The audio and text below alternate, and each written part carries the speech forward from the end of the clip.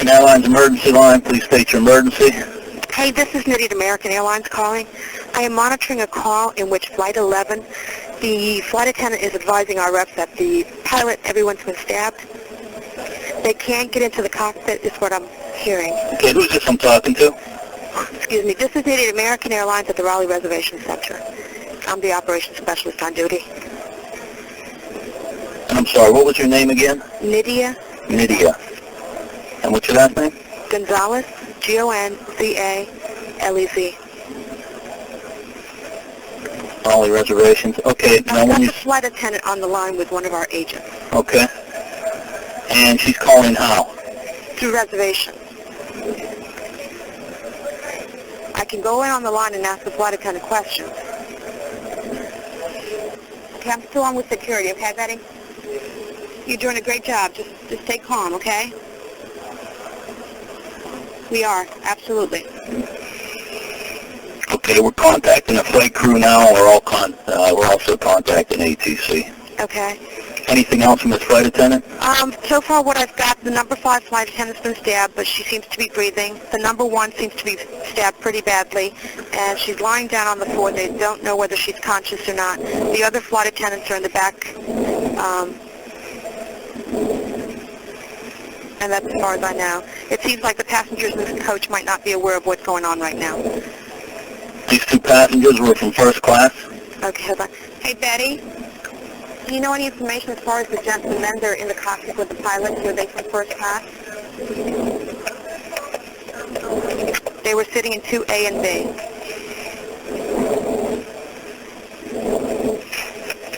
Okay. They are in the cockpit with the pilots. Who's helping them? Is there a doctor on board? Is there a doctor on board, Betty, that's assisting you guys? You don't have any doctors on board, okay. So you've gotten all the first class passengers out of first class?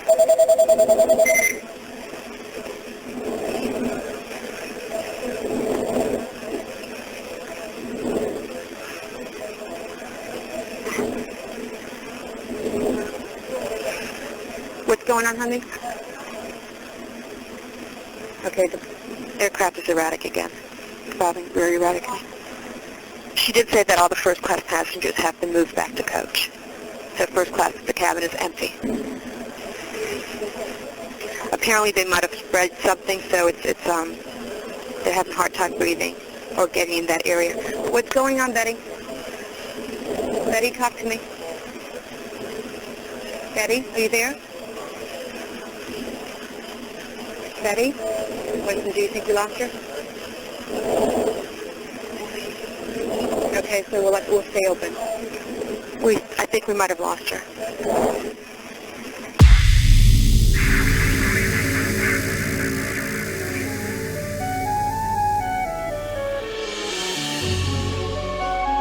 Welcome to Reimagined Radio, a program about radio storytelling. I'm Jack Armstrong. With each episode, we combine dialogue, sound effects, and music to engage your listening imagination. This episode is no different, and here to tell you about it is John Barber, producer and host. Thank you, Jack. Hello, everyone. Welcome. On September 11, 2001, 4 passenger airplanes were hijacked and turned into weapons. 2 were crashed into the Twin Towers of the World Trade Center in New York City. The 3rd was crashed into the Pentagon building in Washington, D.C. The 4th crashed into a field in Pennsylvania following a passenger revolt. 2,977 people were killed in what we now call 9/11, the largest terrorist event in United States history. Endless television loops showed us images of this destruction, but not the many stories evolving in real time behind the scenes as airline officials, air traffic controllers, and federal agents frantically tried to learn what was happening and how to respond. Their telephone and radio communications were recorded and are available as public records. We sample them for this episode. The voices you will hear are those of real people dealing with incomplete, unconfirmed, and often contradictory information. They do not understand the situations. They are confused, unprepared, afraid. No offense is intended by including these voices and, in some cases, the names of their speakers. They are important to this story, as each performed an individual act of heroism. Our radio storytelling originates from KXRW-FM, Vancouver, Washington's community radio station. We thank them for their support. And we thank you for joining us as Reimagined Radio presents 9/11 Radio Stories, stories behind the images.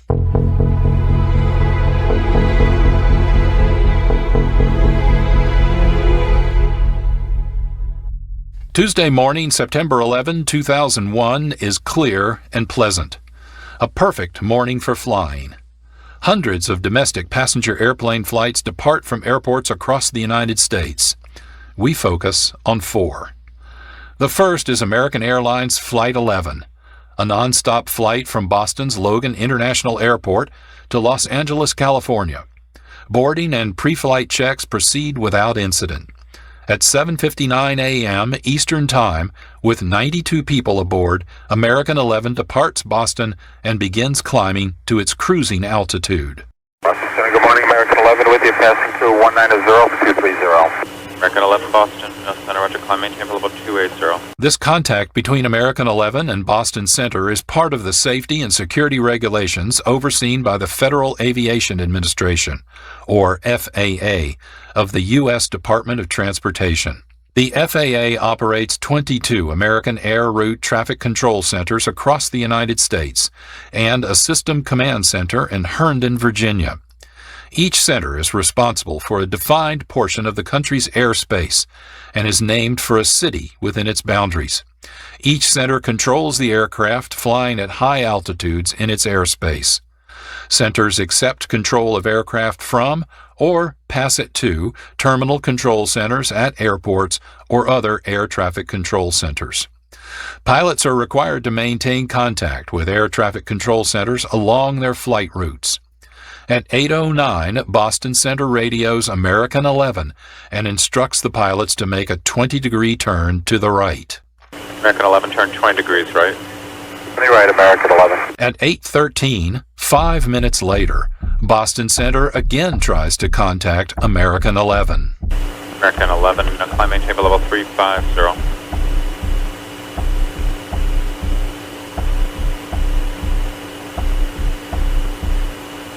American 11, climb, maintain level 350.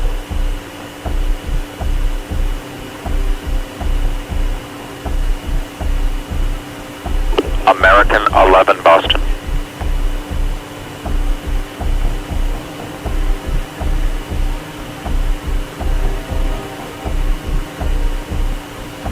American 11, the American on the frequency, how do you hear me?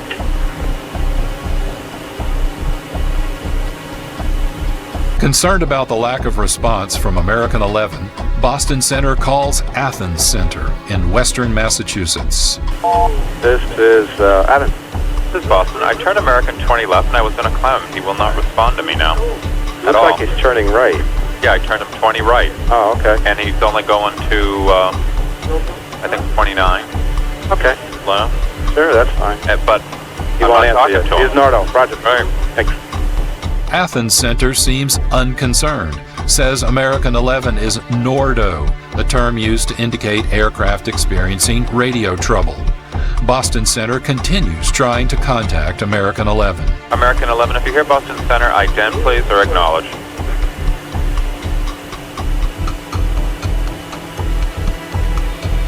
American 11, if you hear Boston Center, recontact Boston Center on 127.82. That's American 11, 127.82. Boston Sector does not know that by 8:14, American 11 has been hijacked by 5 passengers armed with knives. 2 hijackers take over the cockpit and control of the airplane.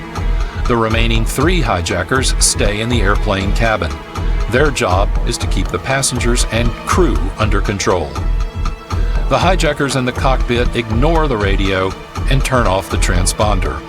Air traffic controllers are unable to contact the aircraft and only marginally able to track its location, altitude, airspeed, direction, and destination. American 11 is, essentially, invisible. At 8:24, there are 2 clicks of a microphone switch, and then a cryptic radio announcement. Is that American 11 trying to call? Buddy, we have some planes. Just stay quiet and you'll be okay. We're turning to the airport. 15 Southwest of Bono going to Hampton. And who's trying to call me here?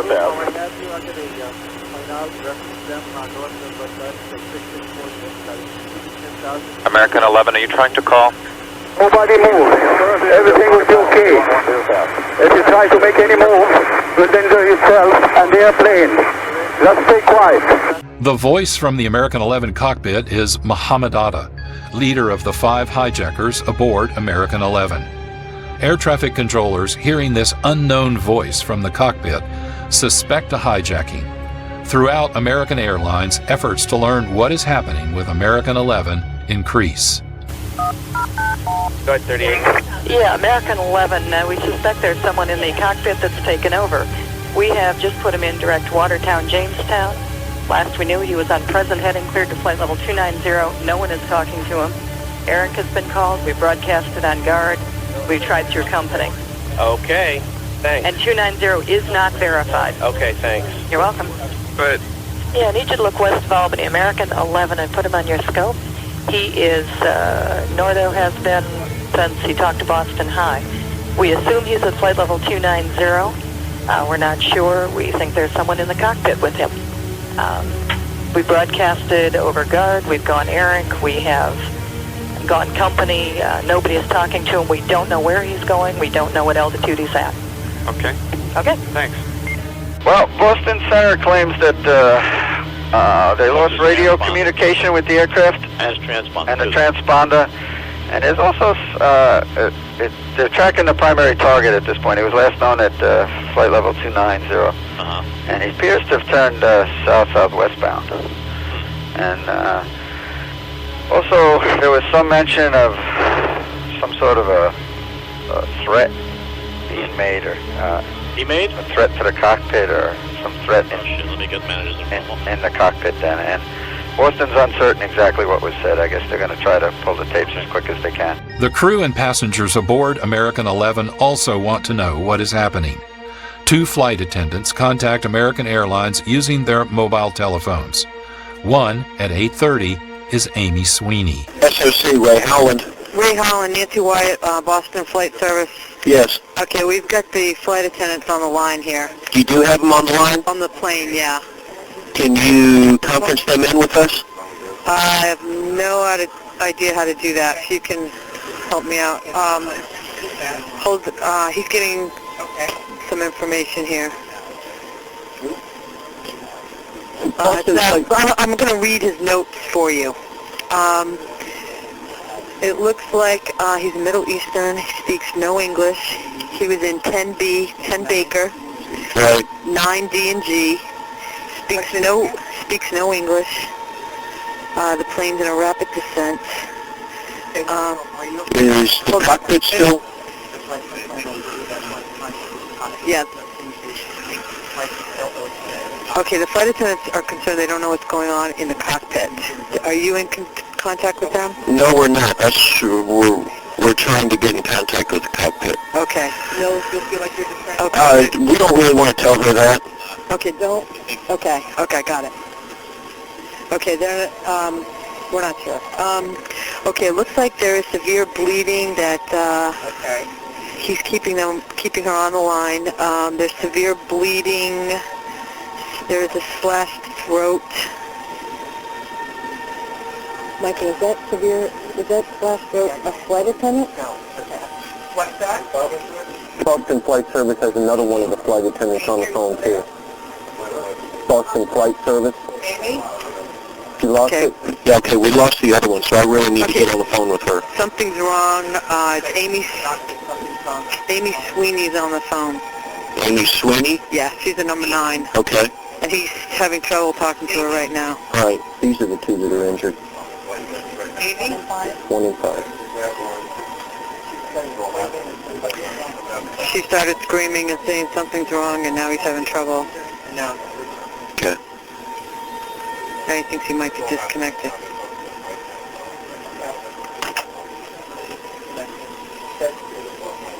Okay, we just lost connection. Lost the connection. Yeah. At 8:34, while the conversation you just heard is in progress, Mohammed Atta again addresses the passengers aboard American 11. Nobody move, please. We're going back to the airport. Don't try to make any stupid moves. Instead of addressing the passengers aboard American 11 using the airplane's intercom, Atta mistakenly broadcasts throughout the American Airlines radio network. A hijacking seems very possible, and air traffic controllers at Boston Center and headquarters in Herndon, Virginia, scramble to determine where American 11 is headed. Boston Center here. Can I get New York TRANSCRIPTS? You bet. So nothing with the cockpit? Yes, with American 11. Say it again? Oh, a reference to American 11. Right, have you had any contact with him yet? No contact. It is confirmed hijacked though. TRACON? Hey, TRACON, hi, Boston Center, good morning. American 11, 757, possible hijack. Okay, American 11, 75, and Destin. Where's he landing? Right now, we don't have any idea, but he was to the northwest of Albany, and now he's down by Sparta, losing speed very rapidly. We believe he's a primary only, and we believe he's on a descent. That's why he's slowing down. TRACON is an abbreviation for Terminal Radar Approach Control. These facilities house air traffic controllers who guide aircrafts approaching or departing airports. Boston Center contacts New York TRACON because they believe American 11 is flying in the direction of New York City. At 8:48, New York Center reports the current status of American 11. Okay, this is New York Center. We're watching the airplane. He's 15 west of Kennedy now. We had one or two confirmations that he was still at 29. One at 29. One at 31 couldn't see him. I also had conversation with American Airlines, and they've told us that they believe that one of their stewardesses was stabbed and that there are people in the cockpit that have control of the aircraft. And that's all the information they have right now. Earlier, I said 2 flight attendants contacted American Airlines using their mobile telephones. Amy Sweeney was one, and we heard airline officials trying to determine what was happening. The other flight attendant was Betty Ong. We heard a bit of her telephone call at the beginning of our episode. Ong called American Airlines reservations in North Carolina. Her call was linked to Nadia Gonzalez, operations specialist on duty, who in turn called American Airlines emergency. Let's listen to these communications again, this time in context. American Airlines emergency line, please state your emergency. Hey, this is Nitty at American Airlines calling. I am monitoring a call in which Flight 11, the flight attendant is advising our reps that the pilot, everyone's been stabbed. Okay, who's this I'm talking to? Excuse me, this is Nitty at American Airlines at the Raleigh Reservation Center. I'm the operations specialist on duty. I'm sorry, what was your name again? Nydia. Nydia. And what's your last name? Gonzalez, Gonzalez. Raleigh reservations. Okay. Now when you... That's a flight attendant on the line with one of our agents. Okay. And she's calling how? Through reservation. I can go in on the line and ask the flight attendant a question. Okay, I'm still on with security, okay, Betty? You're doing a great job. Just stay calm, okay? We are, absolutely. Okay, we're contacting the flight crew now. We're also contacting ATC. Okay. Anything else from this flight attendant? So far what I've got, the number 5 flight attendant's been stabbed, but she seems to be breathing. The number 1 seems to be stabbed pretty badly, and she's lying down on the floor. They don't know whether she's conscious or not. The other flight attendants are in the back, and that's as far as I know. It seems like the passengers in this coach might not be aware of what's going on right now. These 2 passengers were from first class? Okay, hold on. Hey, Betty, do you know any information as far as the gentlemen that are in the cockpit with the pilots? Were they from first class? They were sitting in 2A and B.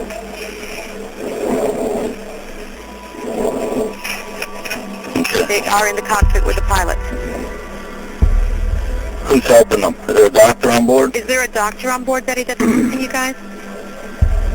You don't have any doctors on board, okay. So you've gotten all the first class passengers out of first class?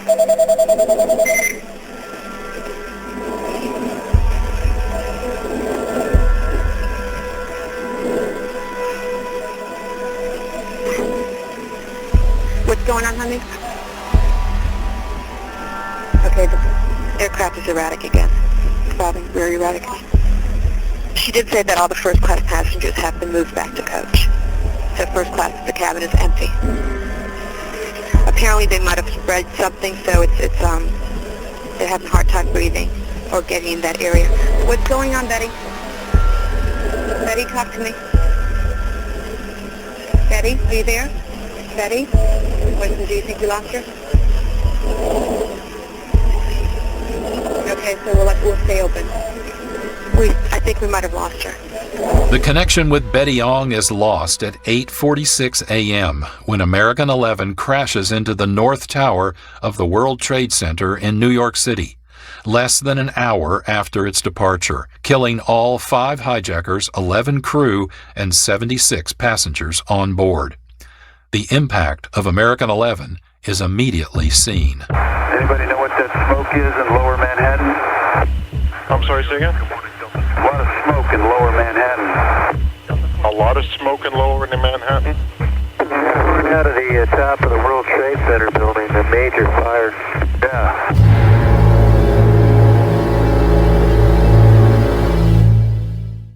You're listening to Reimagined Radio. I'm John Barber. Our episode is 9/11 Radio Stories.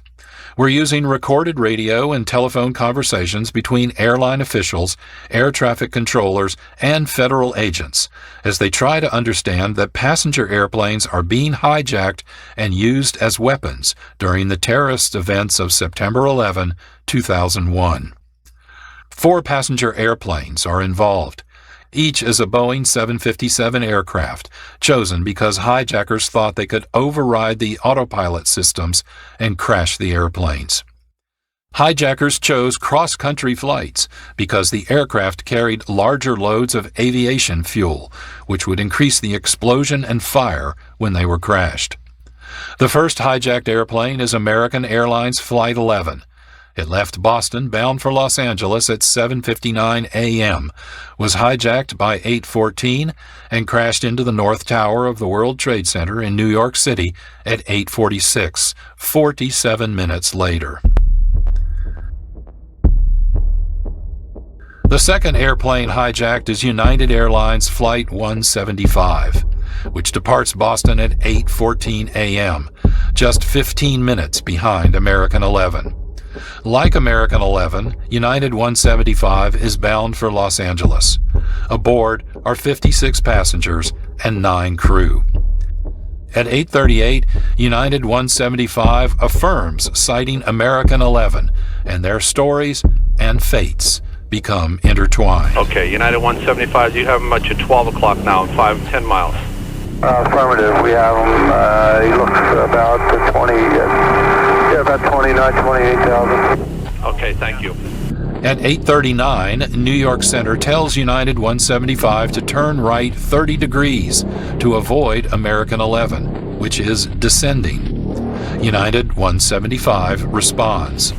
30 degrees to the right, United 175 heavy. United 175 uses the term heavy, as required by FAA regulations, to describe itself as weighing more than 300,000 pounds at takeoff. For United 175, part of its weight comes from approximately 9,100 gallons of aviation fuel. At 8:41, United 175 radios New York Center to report a suspicious radio transmission. New York, United 175 heavy. United 175, go ahead. We figured we wait to go to your center.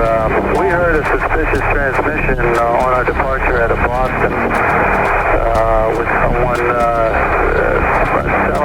keyed the mic and said, everyone stay in your seats.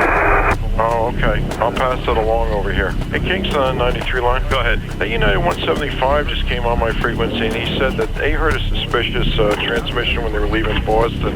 Oh, yeah? Everybody stay in their seat. That's what they heard as a suspicious transmission. This reported suspicious transmission was probably Muhammad Atta, who at 8:24 said over the radio, We have some planes. Just stay quiet and you'll be okay. We're turning to the airport. Nobody move. Everything will be okay. If you try to make any move, you'll endanger yourself and the airplane. Just stay quiet.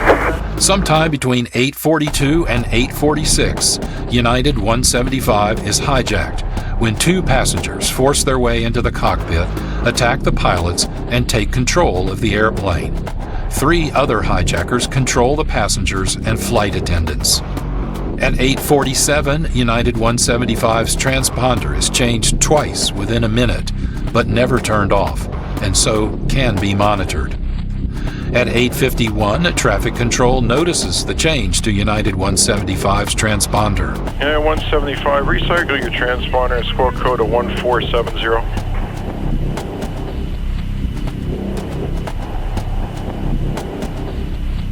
United 175, New York.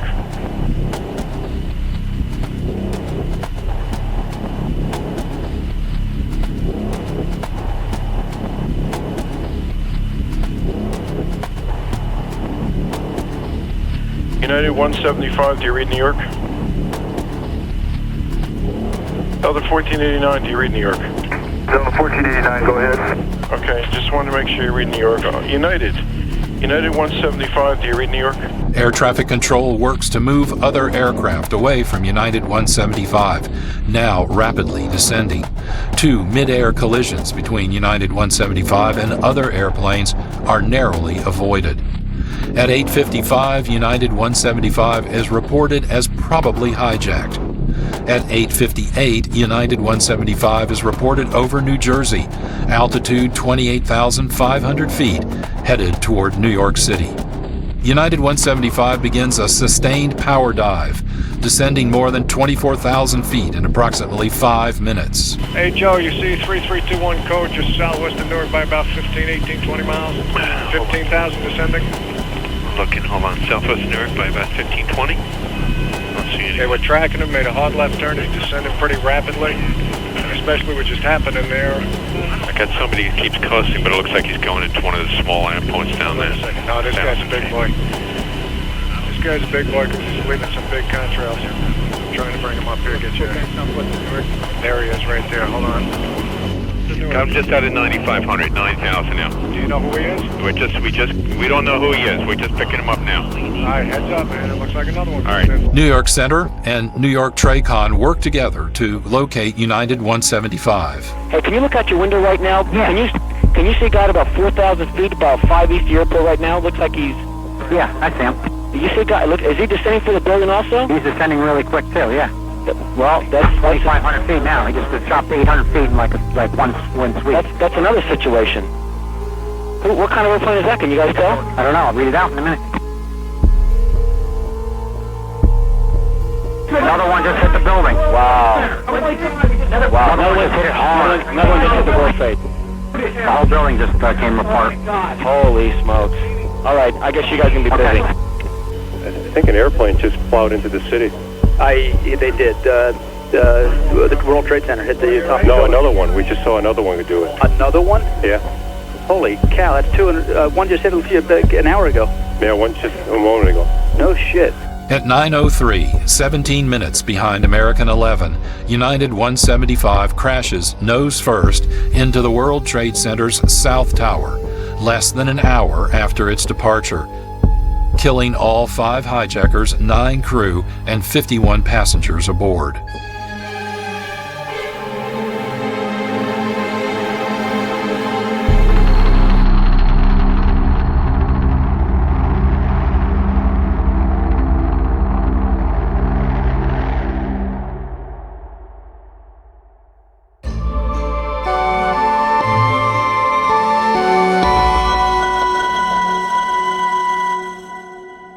This is Reimagined Radio. I'm John Barber, producer and host. We'll return to our episode 9/11 Radio Stories in just a moment. But first, I want to tell you about the Fusebox Show.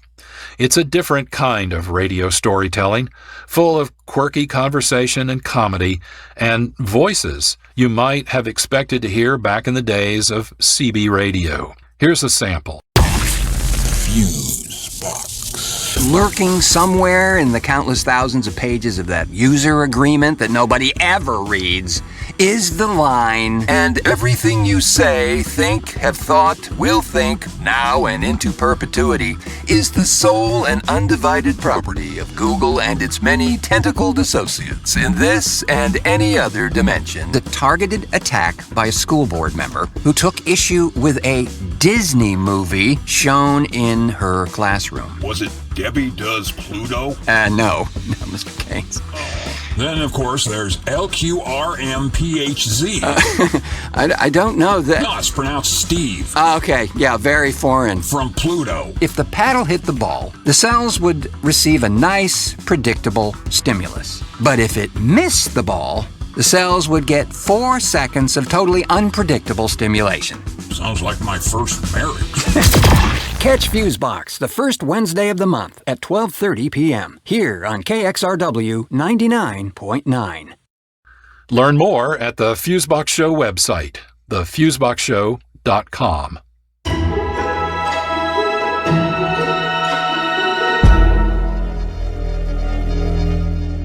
You're listening to Reimagined Radio. Our episode follows 4 passenger airplanes used as weapons during the events of September 11, 2001. The first was American Airlines Flight 11, hijacked en route from Boston to Los Angeles and crashed into the North Tower of the World Trade Center in New York City 47 minutes after departure. The second was United Airlines Flight 175, also en route from Boston to Los Angeles. It was hijacked and crashed into the South Tower of the World Trade Center 17 minutes after American 11 hit the North Tower. Both aircraft were hijacked by terrorist teams. 2 from each team were trained and licensed pilots. The remaining team members were responsible for controlling the crew and passengers. The 19 hijackers arrived in the United States from different European locations in 2000 and 2001. They stayed in hotels and motels in different cities on the eastern seaboard of the United States. The pilots took flight training at aviation schools in Arizona and Florida. The others visited gyms and health clubs preparing for their upcoming missions. The date, September 11, was selected because one of the targets was the U.S. Capitol building, where it was thought Congress would be in session.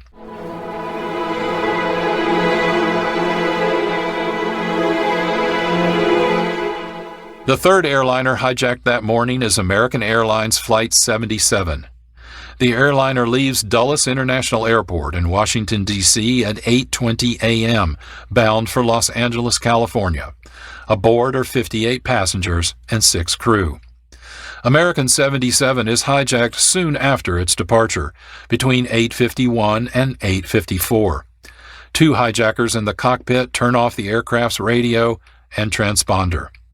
At 8:56, Indianapolis Center Air Traffic Control tries to contact American 77. American 77, Indy. American 77, Indy.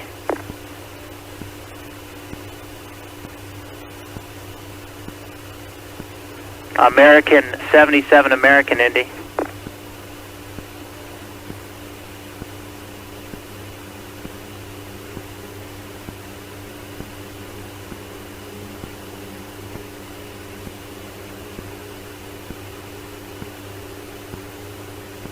American 77, American, Indy radio check. How do you read?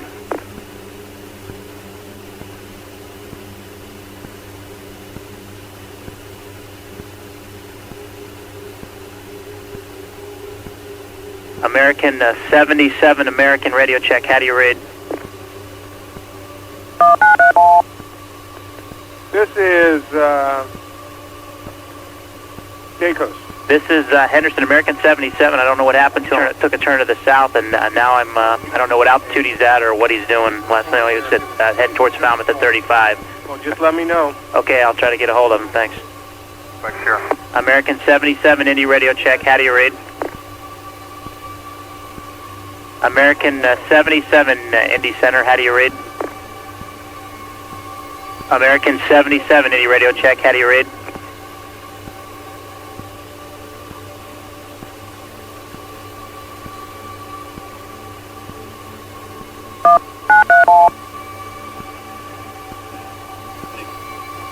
Coast. This is Henderson. Still haven't got American 77. Last he was at 35 going to Falmouth, so I don't know where he is out there anywhere yet. So I'm still trying to get a hold of him. We contact the company. Okay. Okay. American 77, Indy. Center, American 2493. American 2493, go ahead. Yeah, we sent a message to dispatch to have him come up on 2027. Is that what you want him to do? Yeah, we had him on the west side of our airspace, and he went into coast, and don't have a track on him, and now he's not talking to me, so we don't know exactly what happened to him. We're trying to get a hold of him. We also contacted your company, so thanks for the help. All right. Indianapolis Center uses the phrase "went into coast" to mean they cannot track the airplane using radar. Essentially, American 77 is invisible. At 8:58, Indianapolis Center calls American Airlines dispatch looking for help. American Dispatch, Jim McDonald. This is Indianapolis Center. Trying to get a hold of American 77. Okay. On frequency 120.27. 120.27. We were talking to him, and all of a sudden it's just, Okay. All right, we'll get a hold for you. All right. At 9:02, Indianapolis Center again calls American Airlines dispatch. American Dispatch, Jim Yeah, McDonald. this is Indianapolis Center. We, I don't know if I talked to the same guy about American 77. Yeah. I cell called him, but I didn't get a reply back from him. We lost track control of the guys in coast track, so we don't really know where his target is, and we can't get a hold of him. You guys tried him and no response? No response. Lost radar, lost. Yeah, we have no radar contact and no communications with him. So if you guys could try him again. We're doing it. All right, thanks a lot. We're doing it, thank you. At 9:11, Indianapolis Center contacts American Airlines dispatch for a third time, still looking for information about American 77. American Dispatch, Jim McDonald. Indianapolis Center, did you get a hold of American 77 by chance? No, sir, but we have an unconfirmed report that the second airplane hit the World Trade Center. Say again? You know, we lost American 11 through hijacking. You know, American was a Boston-Los Angeles flight. It was, all right. I can't hear what you're saying there. You said American 11? Yes, we were hijacked, which is a Boston-LA flight, and 77 is a Dulles-LA flight, and we have an unconfirmed report a second airplane just flew into the World Trade Center. Thank you very much. Goodbye. This radio conversation is notable for its confusion and chaos. It also provides useful information. American Airlines dispatcher Jim McDonald confirms the hijacking of American 11 and it crashing into the World Trade Center. Although he did not say directly, McDonald seems to suggest that American Airlines thinks American 77 is also hijacked. And he notes, quote, unconfirmed reports, unquote, of a second airplane hitting the World Trade Center. Was that second airplane American 77? And if not, where is the airplane? At 9:16, Air Traffic Control System Command Center in Herndon, Virginia, contacts Bill Halleck at American Airlines seeking information. Are you able to confirm anything within your airline to us? No, unfortunately. How about, can you tell me if we know for sure it was American 11 that went into the Trade Center? We think that's who it was. Okay. And we're missing another flight also. What flight are you missing? 77. And when was the last time you knew for sure something about him? He was in, wait a minute. Well, there's, I don't know how he got up there, but they think 77 is up there also. Okay, he's out of Dulles. Okay, and... Dulles, LA, and they both apparently have been hijacked. And 11, we're pretty sure, is in there, and 77, we were talking to him, according to Indianapolis Center, about 45 minutes ago, and in Indy Center. And I don't know how he got back to the Trade Center. I have no idea if that happened. Okay, it may not have. We have another call sign. Of course, we don't know for sure any of these call signs right now, but if we find that it's your aircraft, we'll certainly give you a call. Okay, so you have 2 airplanes in the Trade Center? Yes. And you don't know who either one of them are for sure? Yeah, that's true. Okay. If I did, I would share it with you. Okay, thanks. All right, bye, Bill. At 9:18, Bob Summersall at the Air Traffic Control Strategic Command Center contacts Indianapolis Center by radio and requests information about American 77. Indy. Hey, Indy, this is Pat, Command Center. Need you to tell me anything and everything you can about American 77, where he is, and if you have radar or not. Well, okay, I'm listening to my ops manager talk to Washington. I'm sorry? We were talking to him in the vicinity of Henderson. Henderson? What's Henderson? Hang on a second.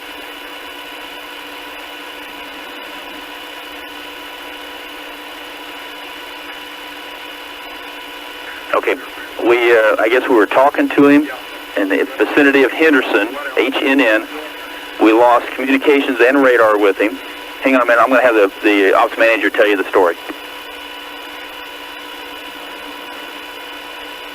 Hello, Command Center? Yes, sir. This is John Thomas, Ops Manager. I think we need to let everybody know this right away if they don't already. American 77 was was just west of Charleston, West Virginia at flight level 350. It's a heavy Boeing 752 and disappeared off our radar scope about 1256Z, a long width lost frequency. We were treating it as a loss, started to do some procedures to notify search and rescue and whatnot when American Airlines told us they'd had some aircraft or an aircraft hijacked. We now believe that aircraft may have been hijacked, although no one has, we have nothing to verify that. What with the World Trade Center, we could have another loose aircraft out there somewhere. Okay, at the time of loss, what altitude was he at? Flight level 350. And he just lost primary also? Lost no primary or that we could see. Of course, we wouldn't necessarily be able to pick up a primary there anyway. But okay, and I'm assuming then that you're doing what you can to do a primary retrack on him, if you can do that from yes. Sure. And then, so 1256 Zulu, we lost comm and radar. Any ELT? No ELTs. Okay. Any more information you get, I appreciate it, and I'll forward this immediately up to the NOM and everybody that's standing up there. Thank you. Thank you, bye. Bye. These conversations illustrate the reality of the situation. Commercial airlines have disappeared from radar screens. Radio contact goes unanswered. Hijacking is suspected. Reports of airplanes crashing into the Twin Towers of the World Trade Center in New York City are circulating. Are the missing planes involved? The lack of information is frustrating and confusing, as we can hear in this next recorded conversation between the Federal Aviation Agency and the Federal Bureau of Investigation at 9:31, 30 minutes after the drama began.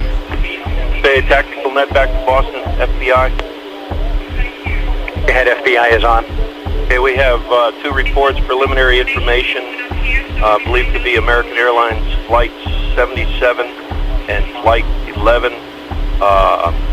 collided with World Trade Center.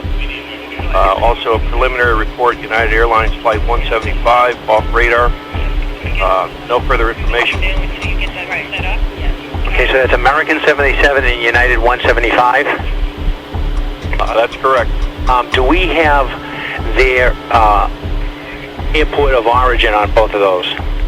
Okay, back to FBI, it's American Flight 77, second flight is 11. Those are the 2 aircraft believed to be involved with World Trade Center. Route is reported as Dulles to Los Angeles for 77, Boston to Los Angeles for 11. United Airlines is not believed to be involved in World Trade Center at this time. Okay, so it's American 77 and American 11? That's correct. American 11 was Boston to LA? That's the report I've got. Okay, and the other one was Dulles to LA? Dulles to LAX. I've got 2 flights here now. Second one's American Airlines 77. Okay, so it's 77 and 11. That's affirmative. LA. The other report was regarding United 175. We had a report that it was off the radar. The United Airlines was not involved. Okay, is that, where was that United 175 from? FAA Washington operation. We're getting conflicting reports on that FBI, on the 175. Where did it go off radar? United 170. Stand by, please. Back to FBI. I've got a report from FAA Eastern Region air traffic that it dropped off radar over Indiana. So where is American 77? The passenger airliner departed Washington, D.C. at 8:20 that morning. At 9:36, the tower controller at Ronald Reagan Washington National Airport radios Gopher 06 with information about an approaching aircraft. Gopher 06, traffic is 11 o'clock and 5 miles northbound, fast moving, type and altitude unknown. All right, you have the traffic. Do you know what kind it is? Can you see? Looks like a 757, sir. A 757. Can you estimate its altitude? Looks like he's at low altitude right now, sir. Gopher 86, thank you. Gopher 06 is the call sign for a Minnesota Air National Guard C-130H cargo airplane piloted by Lieutenant Stephen O'Brien. He and his crew are returning from delivering emergency relief supplies in the Caribbean. They departed Andrews Air Force Base, just southeast of Washington, at about 9:30. At 9:36, Reagan National Tower Controller vectors or changes the flight path of Gopher 06 to follow the air traffic around the airport. That traffic for Gopher 06 is still in a descent now, and looks like he's rolled out northeastbound. All right, thank you. Gopher 86, turn right heading 080. We're going to vector you for the traffic. Okay, 080, Gopher 06, it's cool. Dallas, I'm keeping Gopher 06 with me for a while. At 9:38, Gopher 06 reports. In Washington, this is Gopher 06. Gopher 06, guys. Yes, sir, that aircraft is down. He's in our 12 o'clock position. Looks like it's just to the northwest of the airfield at this time, sir. Gopher 86, thank you. Descend and maintain 2,000. Okay, we're down to 2,000. And this is Gopher 06. It looks like that aircraft crashed into the Pentagon, sir. Gopher 86, Gopher 06, thank you. Understand you still want Gopher 06 to descend to 2,000, sir. Gopher 06, you can maintain 3,000 and turn left heading 270. Okay, left turn to 270, Gopher 06. Any chance we can circle around the Pentagon, sir, on our 270 turn? Gopher 06 approved as requested. Gopher 06.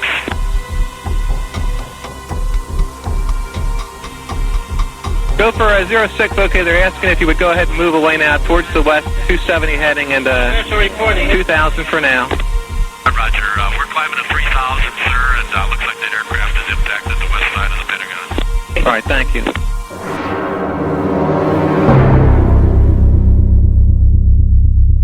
American 77 departed Washington Dulles International Airport at 8:20 a.m., bound for Los Angeles. Between 8:51 and 8:54, American 77 was hijacked in the vicinity of Pike County, Ohio. 2 hijackers took control of the aircraft. The other 3 remained in the aircraft's cabin. At 8:56, the aircraft's hijackers turned off the transponder and used the autopilot to set a course east toward Washington, D.C. At 9:29, the hijackers disengaged the autopilot and began flying the aircraft manually. The aircraft was detected by radar at Ronald Reagan Washington National Airport as it rapidly descended, turned, and approached the Pentagon and downtown Washington, D.C. As we heard, a passing military cargo plane, Gopher 06, identified the aircraft as being American 77. At 9:37, 1 hour and 17 minutes after takeoff, flying at 530 miles per hour, American 77 crashes into the western side of the Pentagon building at the first floor level. In less than 1 second, American 77 penetrates 310 feet into the building. All 5 hijackers, 6 crew, and 53 passengers aboard American 77 are killed, along with 125 people in the Pentagon at the time of impact.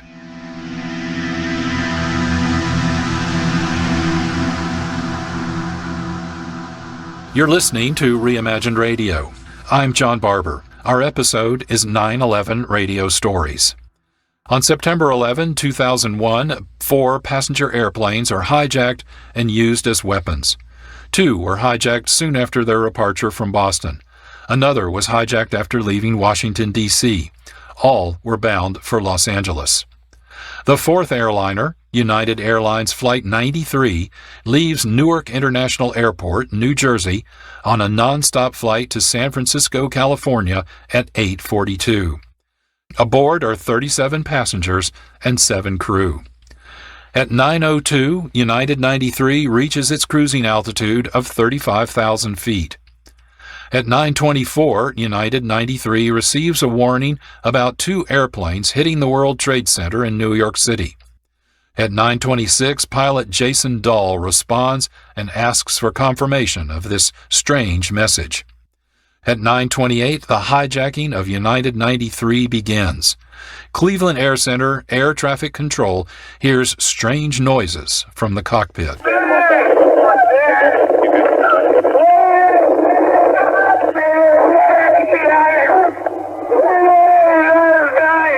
At 9:32, Zaid Jarrah, later identified as the leader of the 4 hijackers aboard United 93, apparently makes the same mistake as Muhammad Atta, leader of the 5 hijackers aboard American 11, when he communicates on an open radio channel instead of United 93's intercom. Hi, the captain. I would like to order to remain seated. We are on the board and we are going to back to the airport and we have our demands, so please remain quiet. Okay, it's United 93 calling. United 93, understand you have a bomb on board. Go ahead. United 93 may have a bomb on board. Okay, United 93, who's speaking? Cleveland Center. Okay, Cleveland. What's his origination and destination? Is out of Newark going to San Francisco. His position is 15 east. Actually, he's farther than that. He's east of Dreyer. His exact position is 30 miles east of Dreyer. Okay, you have a transponder on this aircraft, or did he go primary? At this time, he's code 1527, and we still have a transponder. Okay, and can you give me any additional information as to why you believe there may be a bomb? Because he's screaming that on the frequency. Okay, very good. Thank you. Anyone else? All right, I'm disconnecting now. There is no further contact. In the interim, friends and relatives telephone passengers aboard United 93 and tell them other airplanes have been hijacked and crashed. Passengers storm the cockpit, hoping to regain control of the aircraft. At 10:03, United 93 crashes near Stony Creek Township, Pennsylvania, killing all 4 hijackers, 7 crew, and 33 passengers. Then, first reports suggest the fate of United 93. Okay, there is now on that United 93. Yes. There is a report of black smoke in the last position I gave you, 15 miles south of Johnstown. From the airplane or from the ground? They're speculating it's from the aircraft. Okay, It hit the ground. That's what they're speculating. That's speculation only. Okay.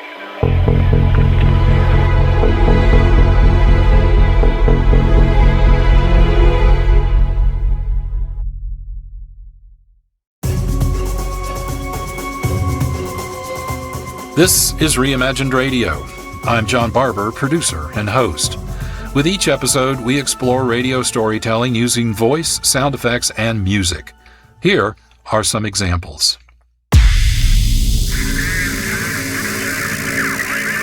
One of the strangest sounds one can hear in London these days, or rather these dark nights, just the sound of footsteps walking along the street, like ghosts shod with steel shoes. I have something going on inside me, and I think that all affected the way my radio programs developed. In a way, the absurdity came from the life I was leading. There was a certain craziness about what was going on when I was young. America has given the Negro people a bad check, a check which has come back marked insufficient funds.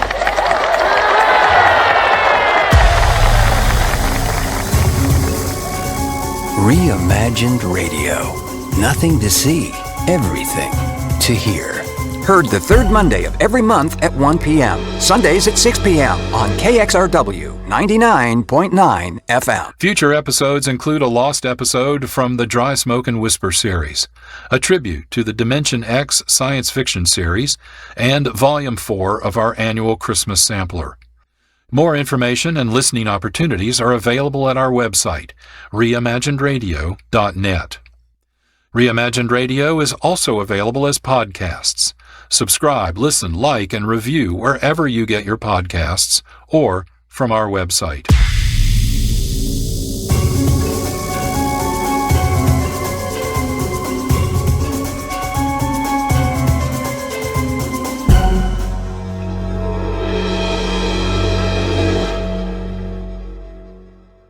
Gopher 06, piloted by Lieutenant Colonel Stephen O'Brien, who earlier reported the crash of American 77 into the Pentagon in Washington, D.C., continued its flight path to Minnesota. Crossing western Pennsylvania, Gopher 06 was asked to look for United 93. O'Brien reported seeing black smoke rising from a field 17 miles off the left side of his aircraft. This was the crash site of United 93. O'Brien and his crew witnessed 2 of the 4 airplane crashes of the 9/11 events.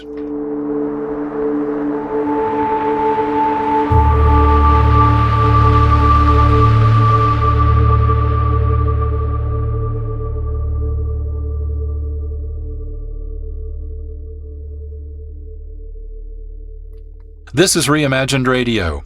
Our episode is 9/11 Radio Stories, Stories Behind the Images. On September 11, 2001, 4 passenger aircraft were hijacked and used as weapons. Images looped continuously on our television sets. Behind those images, air traffic controllers, airline officials, and federal agents tried to determine what was happening and how to respond. Their conversations were recorded. We used samples from these recordings as the storytellers for this episode. Nearly 3,000 people died in the 9/11 events. Today, more than 2 decades later, countless people still suffer. We dedicate this episode of Reimagined Radio to those who died and those who continue to suffer. Reimagined Radio is produced with support from KXRW-FM, Vancouver, Washington's community radio station. We appreciate their support. Whatever you can do to help them will be much appreciated. All donations are tax deductible. We archive episodes at our website, reimaginedradio.net. Podcasts are available at the major platforms or our website. Content curation and script by John Barber. Sound design, music composition, and post-production by Marc Rose. Graphic design by Holly Slocum. Our announcer is Jack Armstrong. This is John Barber, producer and host. Thank you for listening. This has been a production of Reimagined Radio. Our radio broadcasts are heard on local, regional, and international community radio stations. For on-demand streaming, point your browsers to our website, Reimagined Radio. That's all one word, no punctuation, .net. Thank you so much for listening, and please join us again for another episode of Reimagined Radio, where we'll continue our exploration of radio storytelling.